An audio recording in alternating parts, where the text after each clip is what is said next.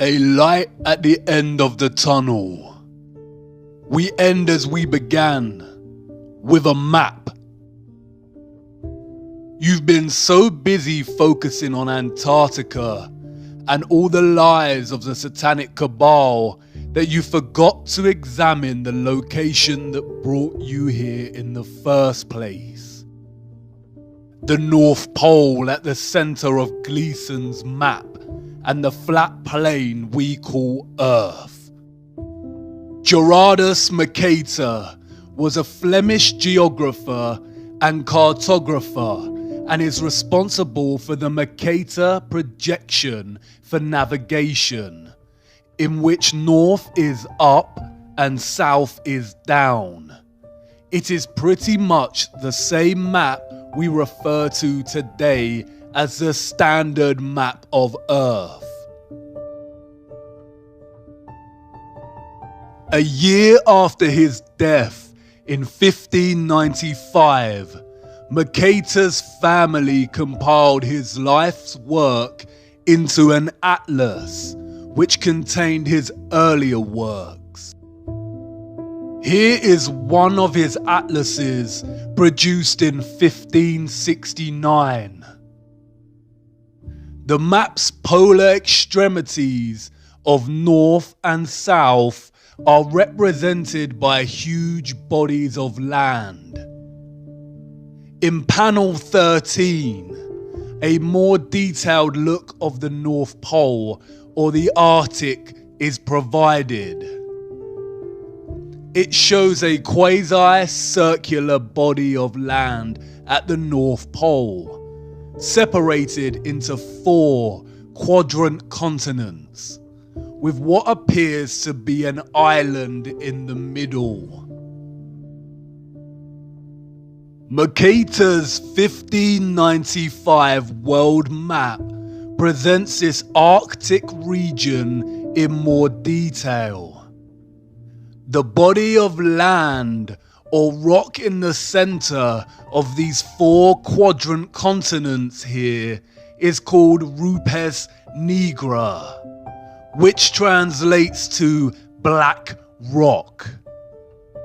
The official historians of the world tell us that Mercator's vision and influence came from the text Inventio Fortunata, a conveniently lost book containing a description of the North Pole as a mountain surrounded by a giant whirlpool and 4 continents, with 4 directional rivers.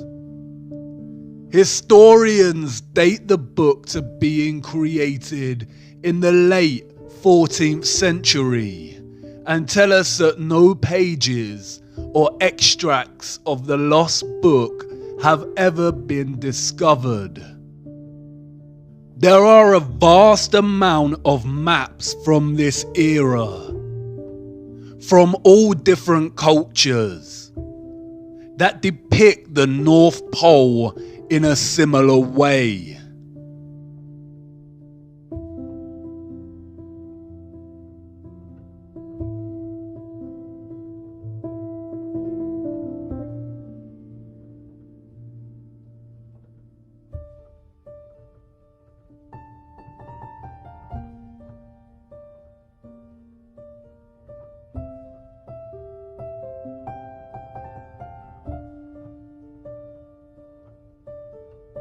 It is not until the 17th century that reference to the North Pole's mountain, 4 continents, and 4 directional rivers starts to disappear from cartography, like a Photoshop erasure job.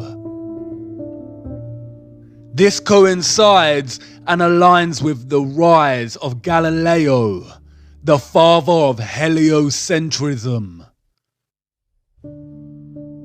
They tell us there is no land at the North Pole, just a large ice sheet, Google Earth, however, refuses to even give us the ice sheets. They love to show us their thwarted version of Antarctica, but when venturing north, all that remains is Greenland.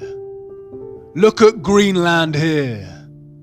Edges of real land before a huge mass of white engulfs the entire country. This does not look real. They claim that Google Earth works by superimposing satellite images, aerial photography, and GIS data onto a 3D globe. That's great.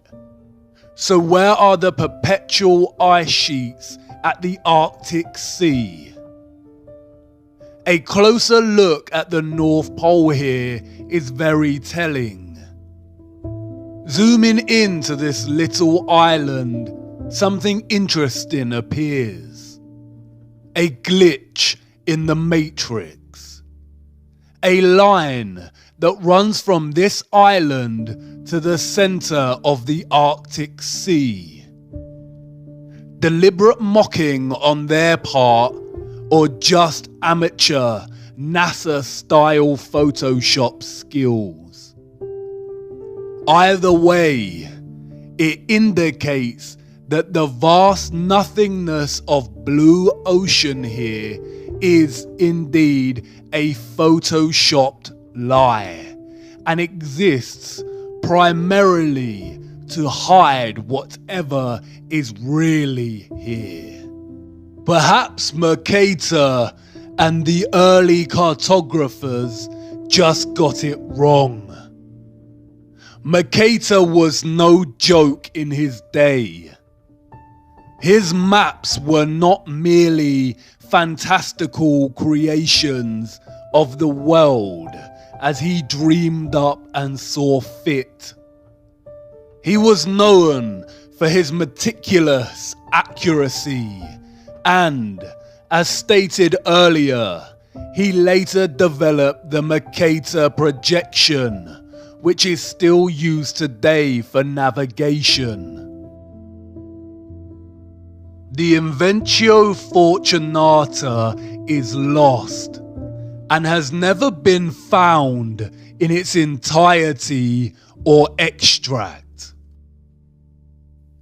But an old letter from Mercator to John Dee, the advisor to Queen Elizabeth I, provides insight.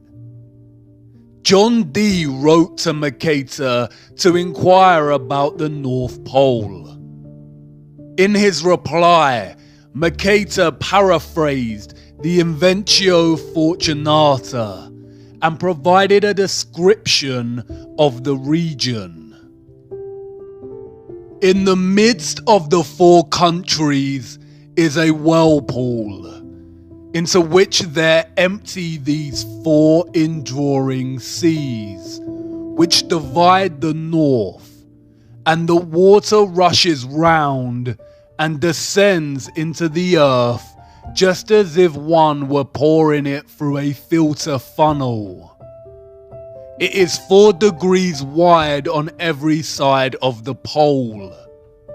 That is to say, 8 degrees altogether, except that right under the pole there lies a bare rock in the midst of the sea. Its circumference is almost 33 French miles, and it is all of magnetic stone, and is as high as the clouds. It is black and glistening. In Johann Ruysch's 1508 map, the North Pole is represented in a similar manner, and the map's legend states, "It is written in the Book of the Fortunata, under the Arctic Pole there is a high magnetic rock, 33 German miles in circumference. A surging sea surrounds this rock as if the water were discharged downward from a vase through an opening to 4 mouths below.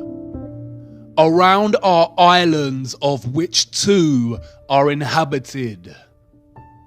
Here the ship's compass loses its property, and no vessel with iron on board is able to get away.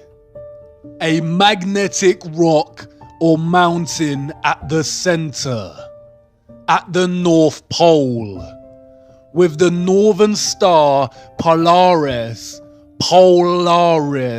fixed right above, unchanging, while the rest of the stars and constellations in the firmament revolve around it.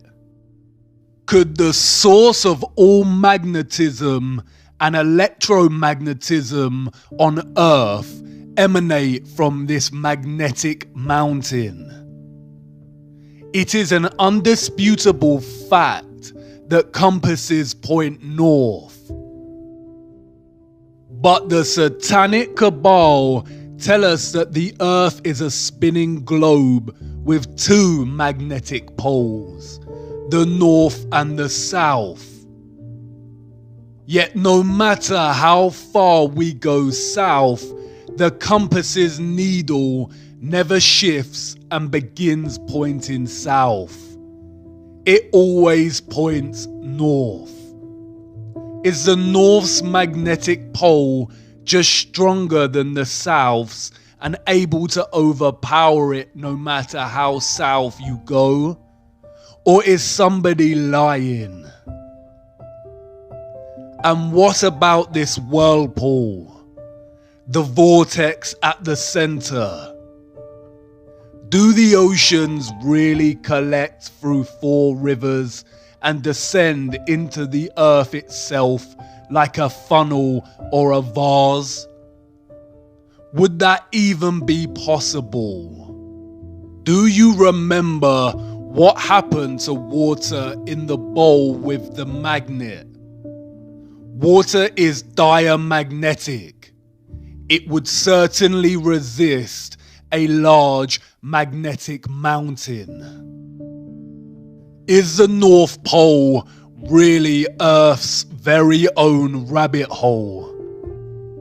And again, if this were true, why lie? It's entirely possible to let people know about this mountain and whirlpool and make it compatible with their satanic heliocentric model. The rabbit hole goes a lot deeper than you realize. It's hard to imagine a bigger secret than flat Earth itself, the firmament, the giant trees and quarried land. But there is one. It could very well perhaps be the most satanic lie of them all. Just perhaps. As always, the clues are hiding in plain sight. In the symbolism, in the mythology, the language, the metaphors, the movies, waiting patiently to be discovered. If we were to take them at their word and believe that Mercator and other renowned cartographers of the time were just influenced by a now missing book, the journey would end here. But by now, we know better than that. History is a corruption. The truth has been shattered, fragmented, mythologized, and scattered. All cultures throughout time have spoken of an ancient and sacred land. The ancient Greeks called this place Hyperborea, a land of perpetual sun. They said the people of Hyperborea were giants that lived for 1,000 years and enjoyed a life of happiness. Look at that word.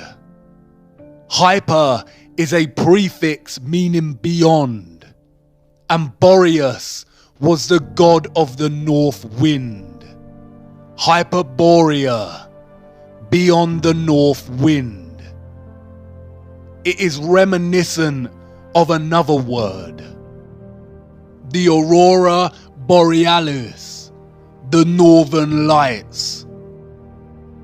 The Hindu and Buddhist traditions speak of this legendary land as Shambhala. In Buddhist mythology, Mount Meru has its roots in hell and its summit in heaven, and is the bridge between Earth's realms.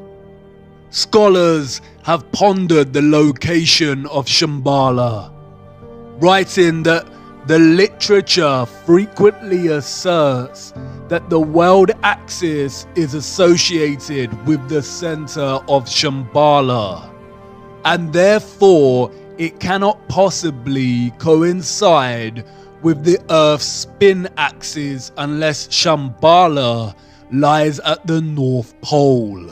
Numerous sources support the tradition that Shambhala once lay near the North Pole. The Scythians, a branch of the Vedic peoples who roamed the Central Asian steppe, told of a wonderful place similar to Shambhala that lay far to the north.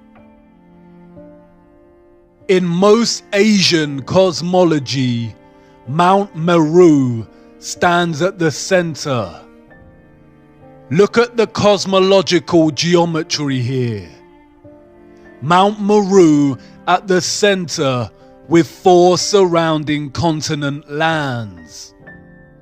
In the fountain source of occultism, Paraka writes, this spot is the summit of what in the Hindu Puranas is called Shveta Dvipa, Mount Meru or Sumeru.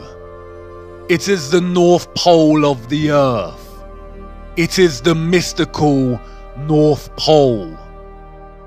The Japanese spoke of the island of the congealed drop, which was placed at the North Pole. The Vedics called this land Paradisha. Ewaranon in The King of the World writes, according to the Vedas text and the Persian Avesta, Paradisha was literally located in the sense of the word at the pole. The ancient Hebrew word for Paradisha is Pardes, which translates to garden. In Norse mythology, we have Vergelmir, the whirlpool at the roots of the cosmic tree Yggdrasil, where we are told all rivers flow from. The ash is greatest of all trees and best. Its limbs spread out over all the world and stand above heaven. 3 roots of the tree uphold it and stand exceeding broad. One is among the Aesir, another among the Rime giants, in that place where aforetime was the yawning void. The third stands over Niflheim, and under that root is Vergelmir. You've seen this before. Look closer. A circular rim of mountains. Perhaps at first mistaken for the Antarctic ice ring. But compared to Mercator's 4 continents, surrounding Rupes Nigra, a circular rim of mountains. In the Bible, this land is called the Garden of Eden. In the middle of the garden were the tree of life and the tree of knowledge of good and evil. A river watering the garden flowed from Eden. From there it was separated into 4 headwaters. The same 4 headwaters that Mercator depicts in his map. Beautiful for situation, the joy of the whole earth, is Mount Zion, on the sides of the north, the city of the great king. It has many names: Mount Zion, Mount Meru, Sumeru, Rupes Nigra, the Axis Mundi, the cosmic axis, the world pillar, the world tree, the tree of life. The connection at the center of this plane, connecting the above and the below. The source of God, the source of magnetism. The book of Enoch is also consistent. And from there, I went to the middle of the earth and saw a blessed, well-watered place, which had branches which remained alive and sprouted from a tree which had been cut down. And there I saw a holy mountain, and under the mountain, to the east of it, there was water, and it flowed towards the south. All cultures have their own versions of this central axis, Mount Meru, or what the Bible refers to as the tree of life. Heaven's altar right here on earth.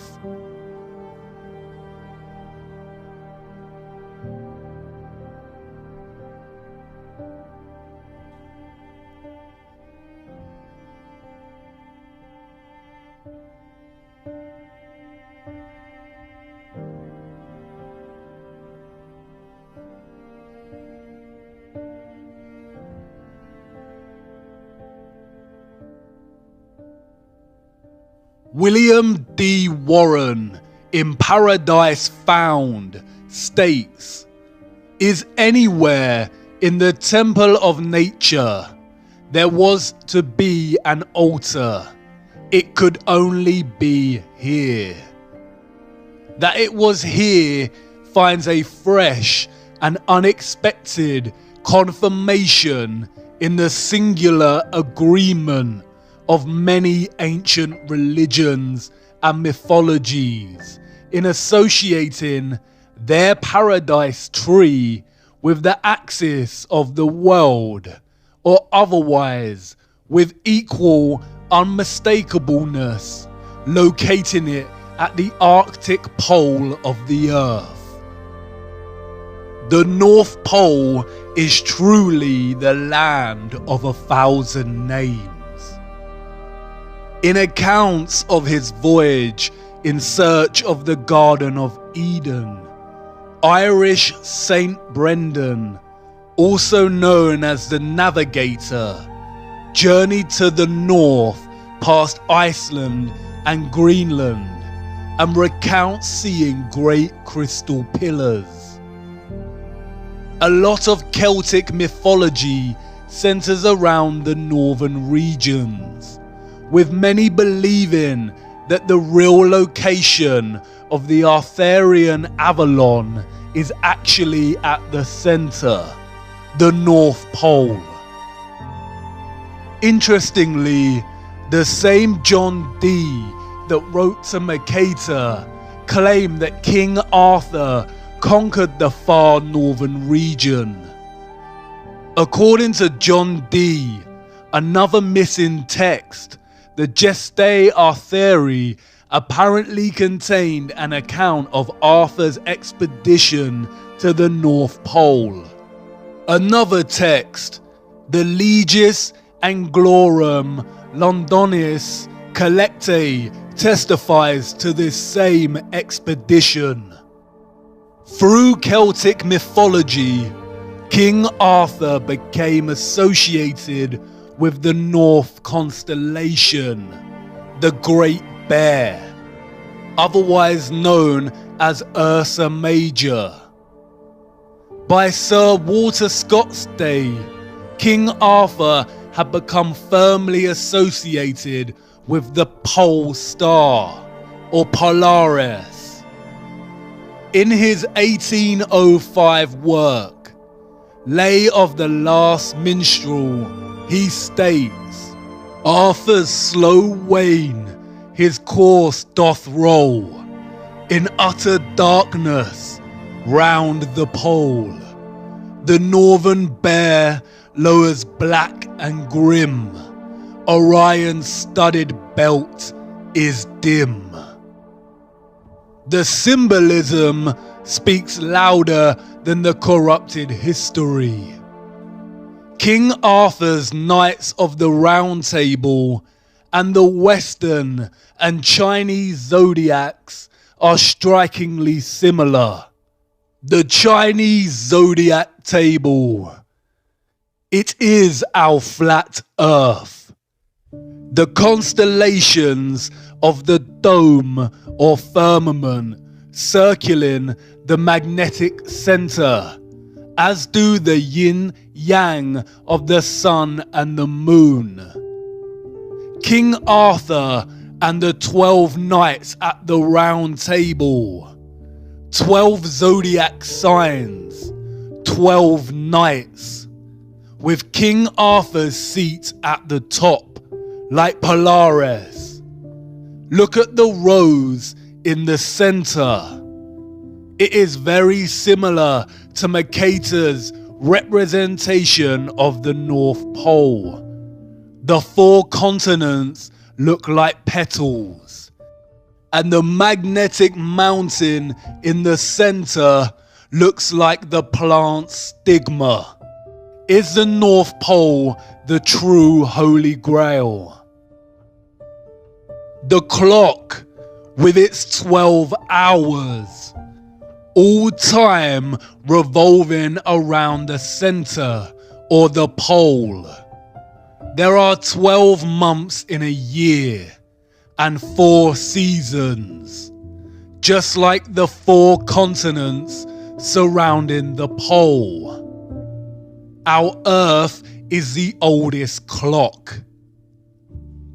12 stars on the flag of Europe.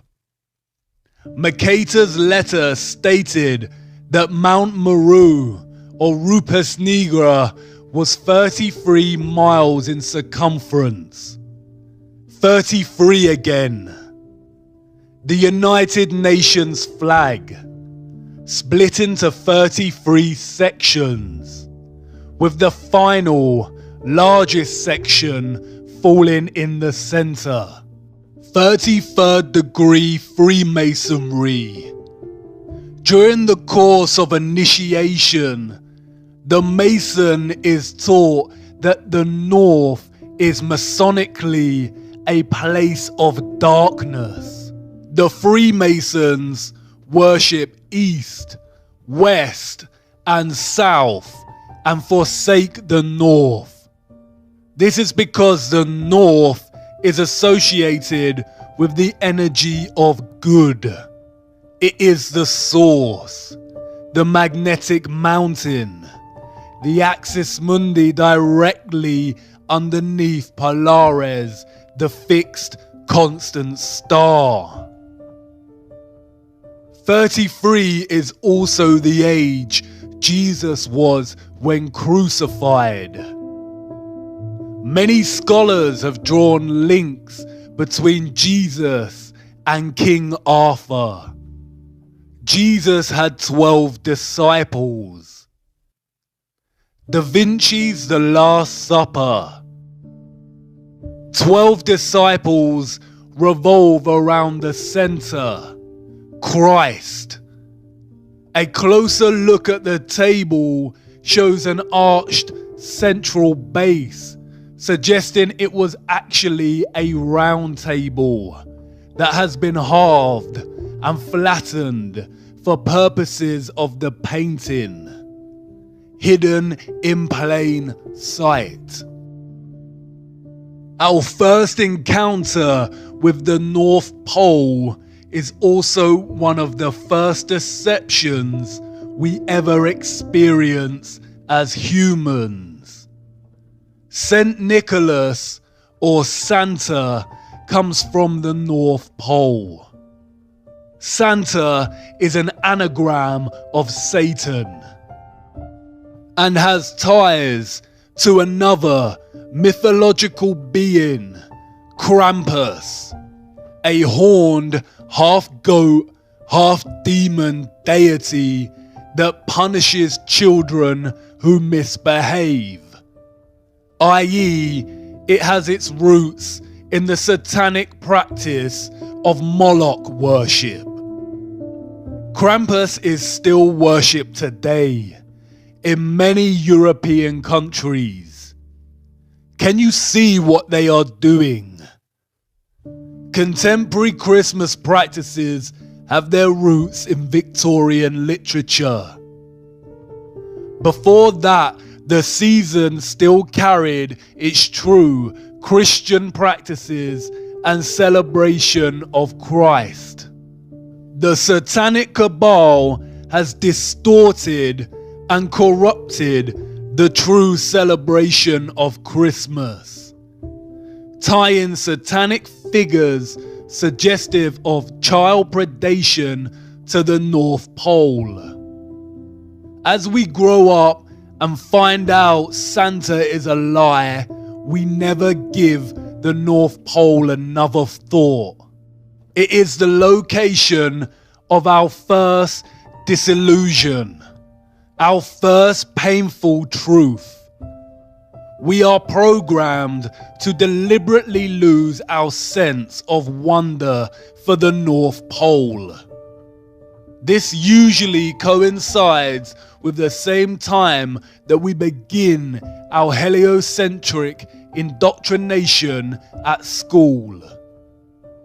Christmas is a celebration of the birth of Christ, a celebration of the source, of God.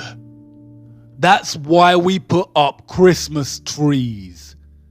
The Christmas tree is Mount Meru, the Rupus Nigra, the tree of life, and the star on top is Polaris, the fixed star in the firmament.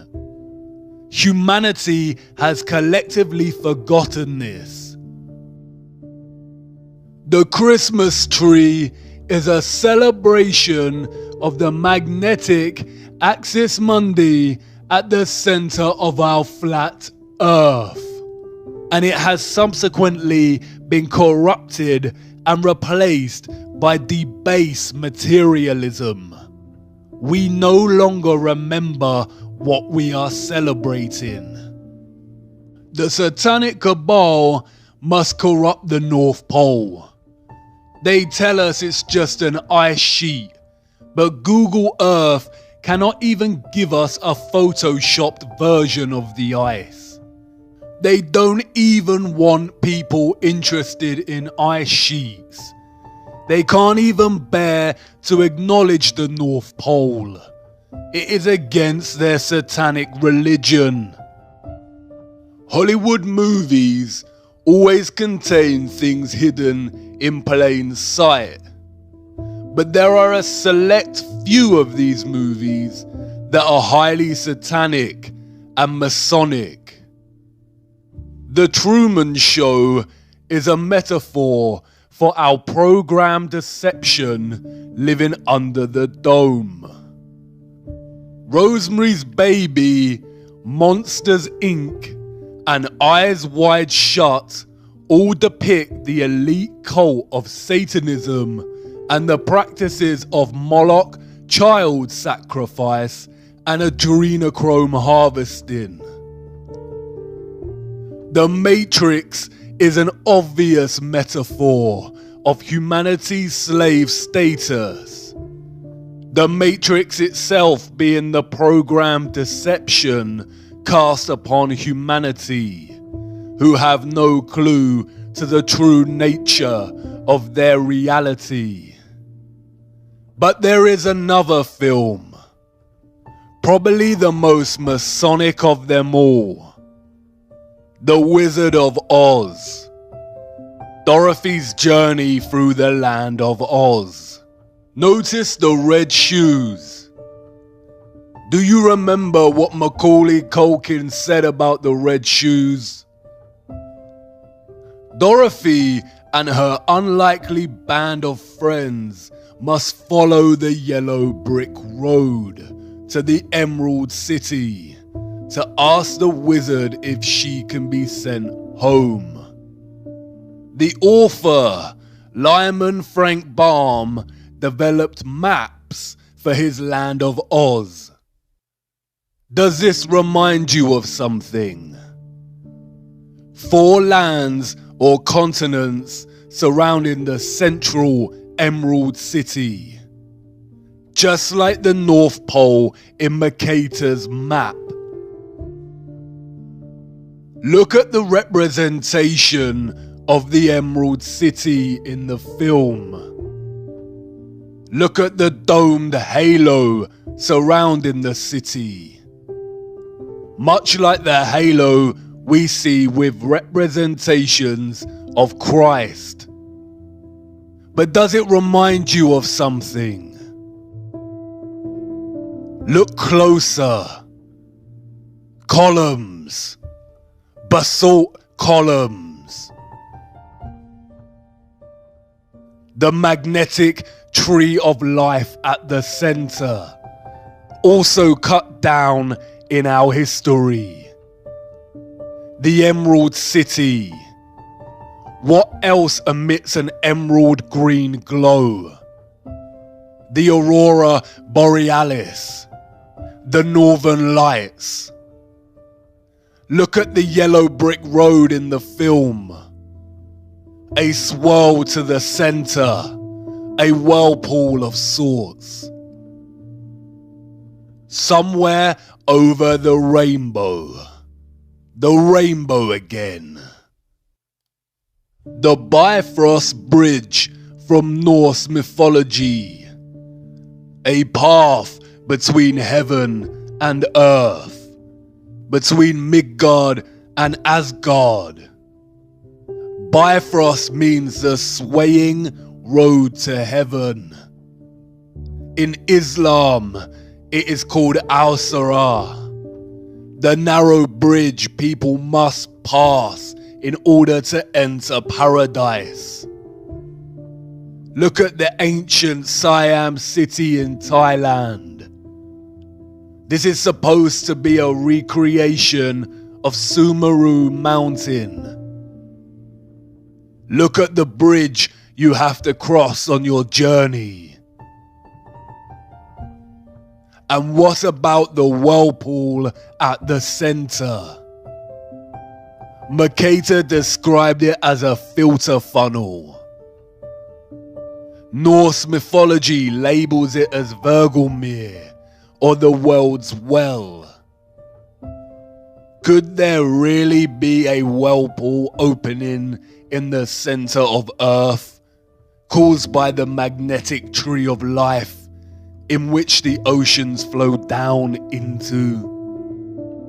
Paul the Deacon, an 8th century Benedictine monk, wrote that where the ocean extends without bounds is that very deep abyss of waters which we commonly call the ocean's navel. It is said twice a day to suck the waves into itself and to spew them out again, By the whirlpool of which we have spoken, it is asserted that ships are often drawn in with such rapidity. Gerald of Wales, royal clerk to King Henry II, wrote, "Not far from the islands towards the north, there is an astonishing whirlpool in the sea, towards which there is a set current of the waves from all quarters, until, pouring themselves into nature's secret recesses, they are swallowed up as if it were in the abyss." In the Historia Norwegiae, an anonymous 12th century Norwegian monk describes the exact same phenomenon. The greatest of all whirlpools is to be found there, which engulfs the strongest ships. There is a very deep abyss in the earth itself, and alongside it are open-mouthed caverns containing winds. These winds draw to them the waters of the sea through hidden passages in the earth. They shut them up in the vaults of the abyss. The powerful source of magnetism offers some suggestion as to how this central vortex on Earth actually works. Not only is water diamagnetic and will resist gaining proximity to a magnetic mountain, creating an opening, but also a powerful magnetic source and a powerful central axis mundi would generate a strong electromagnetic field or electromagnetic stream. This takes the form of a toroidal electromagnetic field. Even in their heliocentric lie, they acknowledge that the Earth's magnetic field is toroidal, or shaped like a torus. The name Mercator, or Mercator, produces the 7-letter anagram creator, or creator, tor, toroidal, or torus. The source of the toroidal magnetic field lies at the center, or the bull's eye, the bull, the torus. Do you see how they have corrupted the torus by making it synonymous with the horned animal? The toroidal electromagnetic field is a stream of all vibration, frequency, and energy on our flat plane. A constant dance of the above and the below, with our earthly plane in the center. The toroidal field draws the oceans in at the central axis mundi vortex. As the water is drawn into the center of the earth, it keeps going and is most likely drawn out again at the perimeters of Antarctica. Hence, that is why there is so much ice. It freezes because there is not much sunlight at the outer perimeters of flat Earth. The ice has always melted at a constant rate, and this has been used recently to fuel the climate change hoax by the satanic cabal. This central vortex at the North Pole would also suggest the possible existence of the biblical Great Deep, and offer some clues to the existence of water above the firmament. all of which are outside of our perception's grasp and have been hidden from us. As absurd as this constant recycling of water sounds, the same process is happening right now inside of your body and never stops. Blood is pumped from the body into the right atrium and then is drawn up into the more central right valve to the lungs, which oxygenates the blood and pumps it into the left atrium at the heart's periphery, which is then drawn up into the central left valve back into the body. Speaking of the stars in the firmament, Enoch said that we shall err and take them to be gods. All planets in the fake solar system are named after false gods, such as Mars, Saturn, and Mercury. All of them apart from Earth. Earth is an interesting word, one of its kind. It is an anagram of heart. Look at the electromagnetic field of the human heart. It is a toroid. Look at the apple. It is the same shape as the toroid. What fruit did Satan tempt Eve with in the garden, the center of the earth? Hidden in plain sight, as above, so below, the microcosm and the macrocosm. What lies inside of Earth at this central vortex? Who knows? But it could explain the phenomena of the auroras at the poles. Perhaps the mysterious green light is atmospheric light coming from inner Earth, or the light emitted at the junction between realms. The word aurora borealis is very similar to the word Ouroboros, the serpent eating its own tail.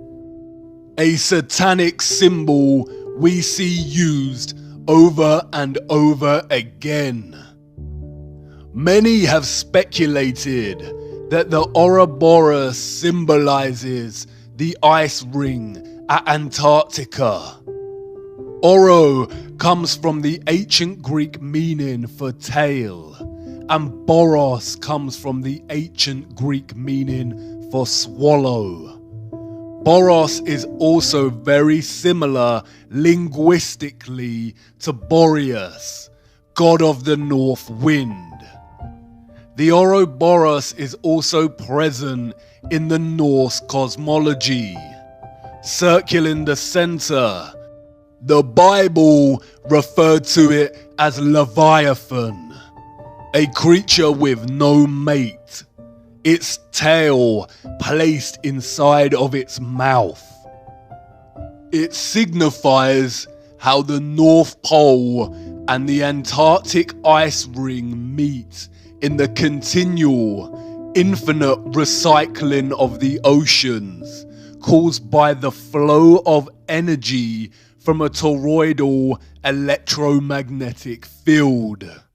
It also symbolizes the continual dance between good and evil. The good being the Arctic North Pole and the evil being Antarctica. The ant prefix of Antarctica is precisely the same prefix used to signify opposition and being against. The Arctic is Christ, and Antarctica is the Antichrist. So many of the satanic elite are obsessed with Antarctica. In the mythologies, It is only the pure of heart that can enter the North Pole Center, Hyperborea, the Emerald City, the Garden of Eden. And we see this motif play out over and over again in their satanic mocking of our ignorance, while they continually lead us further and further away from knowing the truth, keeping us rooted to giving our energy to their satanic matrix. The recent BFG movie shows the characters jumping into another realm at a center with a giant tree.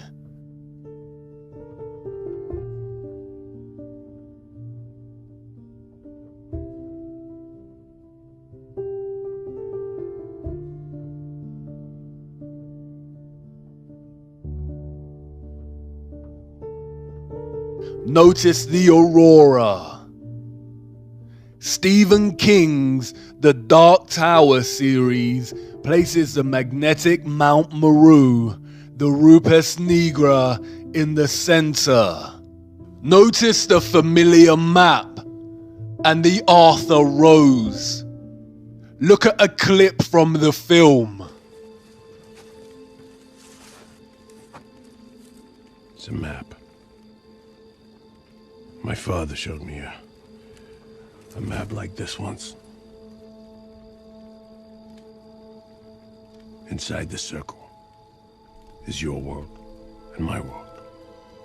Many others. No one knows how many. The Dark Tower stands at the center of all things. And it stood there from the beginning of time. And it sends out powerful energy. Interestingly, Stephen King also wrote another novel about life under the dome. Philip Pullman wrote a children's novel called The Northern Lights, in which the protagonist enters another realm through the aurora. Jules Verne's Journey to the Center of the Earth sees its protagonists enter inner Earth in the north, just beyond Iceland.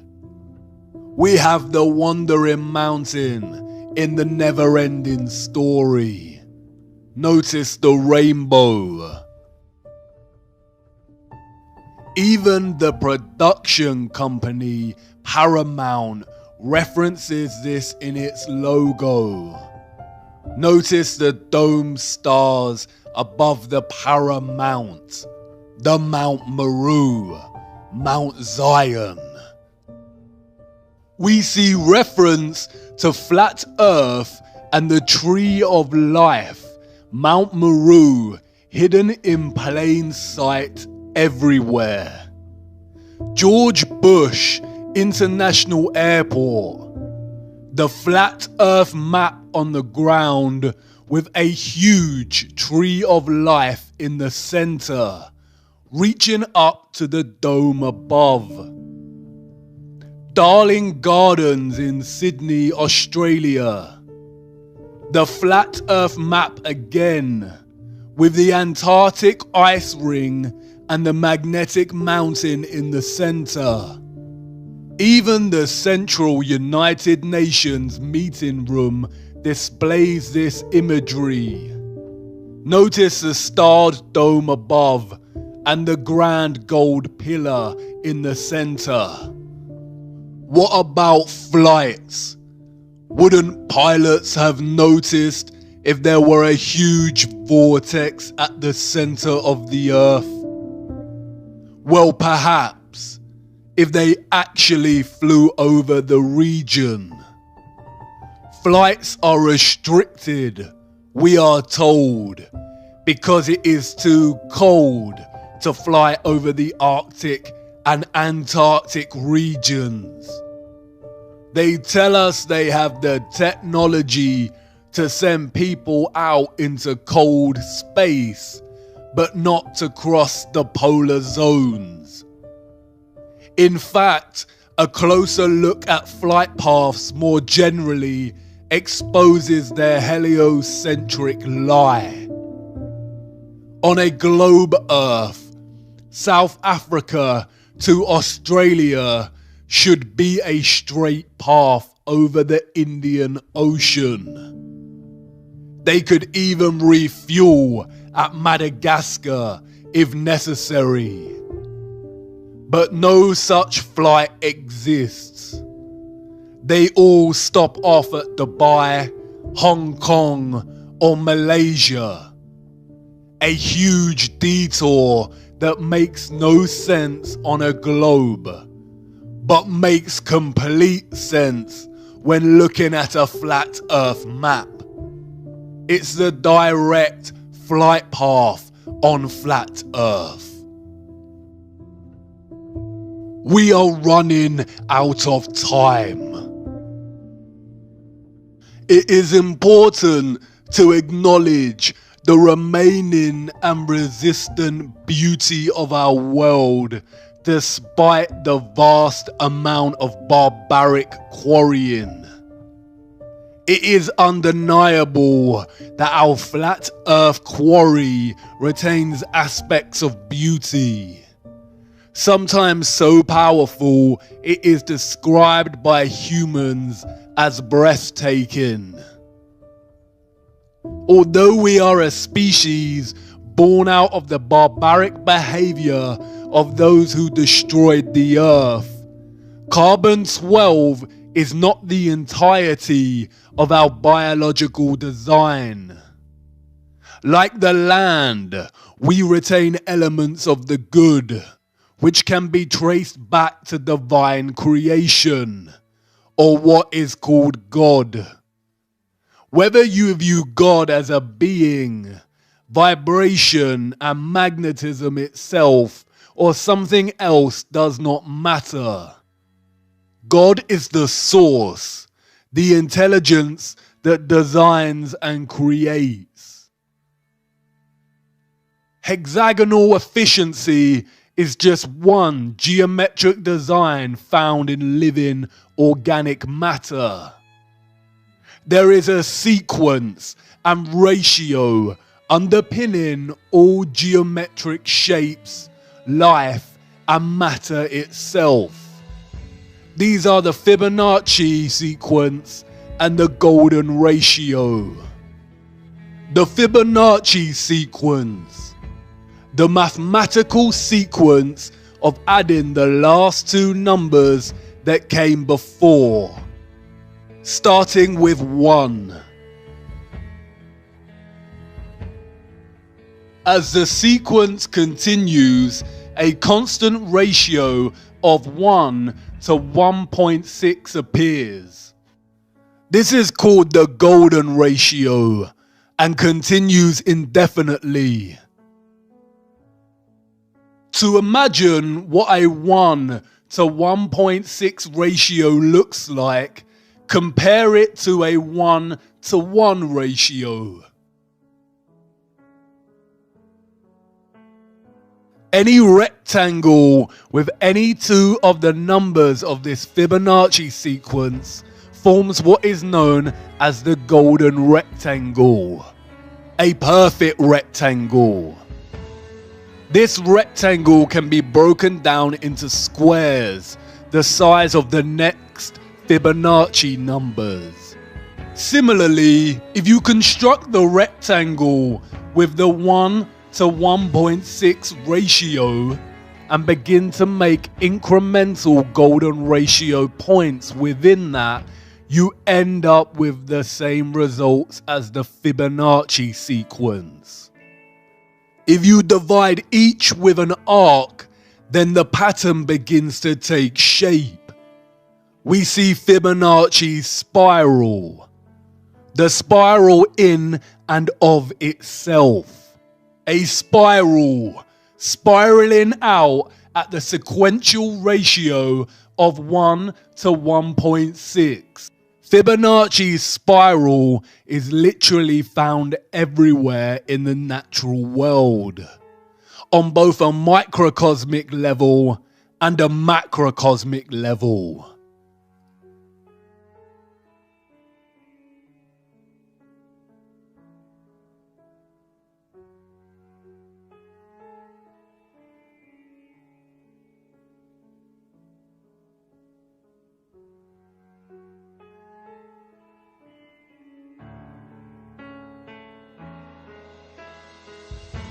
It is the blueprint of all creation. It is not a coincidence that the entire education system pretty much ignores the golden ratio and golden spiral. We are not taught about this because the inevitable conclusion of understanding the omnipresence of this ratio is to acknowledge intelligent design and creation. It is the fingerprint of God. When viewed from above, the toroid takes on the shape of a spiral. Your brainwashing and programming has to have such a powerful grip over you if you think for 1 second our flat Earth itself would not take on the same ratio and patterning. A golden spiral concentrating into a central vortex at the North Pole. Do you see how they have taken the fingerprint of God, the spiral, and corrupted it through the most evil act that can be committed? The rape, torture, and murder of a child and drinking its blood. How to continue after discovering such evil exists and the deceptions cast upon humanity. What to do when things fall apart, when down becomes up and up is now down, when those you trusted the most deceived you and let you down, when the storm comes. Center yourself. Return to the center, and not in the way they tell you. There is a reason the satanic cabal pushes things like meditation and want you to participate in blind positivity. There is a reason that most organizations now subscribe to this narrative and ask you to attend to your well-being. They want you to accept that reality is stressful and full of corruption, to normalize it, and tell you the antidote is forced relaxation, to switch off and ignore, and forced positivity, which in reality is just to ignore the matter at hand and replace it with delusional positive thoughts. In other words, to turn a blind eye. The eye is a microcosm of flat Earth itself, with the pupil at the center, giving you sight. Center yourself, but not through their methods. There is only one way to achieve centrality and stillness. The eye of the storm, immutable and still while all around it energetic rage. The tree trunk, steadfast as the wind rattles its branches. The truth is objective. It cannot move, cannot bend, cannot fall apart. It is positively charged. It stands up to any counter argument. And because of this, the truth is pure and is fixed. The fixed center of being. Put on the full armor of God so that you can take your stand against the devil's schemes. Stand firm then, with the belt of truth buckled around your waist. And knowing the world we live in, the journey to the center is going to be the journey of a lifetime. It's here, the end of the rabbit hole, the end of our small journey. There is so much we did not get to cover, but I hope you will not forget over time and keep on searching. Did I accomplish what I set out to achieve? Am I wiser? Do I know more? Perhaps a little. But the more truth I discovered, the less I truly know. The truth humbles and puts me in my place. But it is not a place of dislocation that believing in the Einsoft heliocentric model of nothingness produces in an individual. You probably want to ask if I now believe in God. If you need to ask that question, then you haven't been paying attention. I didn't tell you before because I knew I wouldn't need to. But this isn't really an ending for me or for yourself. For I know that something in you, viewer, has forever changed. Whether it's your entire perspective of the earth, or just a small fraction of something that may nag at you during the late nights when sleep doesn't come. This isn't goodbye, and this is not an exit. It's actually the beginning. You're not really leaving the rabbit hole. You cannot leave the rabbit hole now. You've seen too much. The road doesn't end here. It's just a brief pause at the crossroads of another entrance to another rabbit hole. The journey of a lifetime. And who knows where it will lead you, viewer. But let's hope it's closer to the center.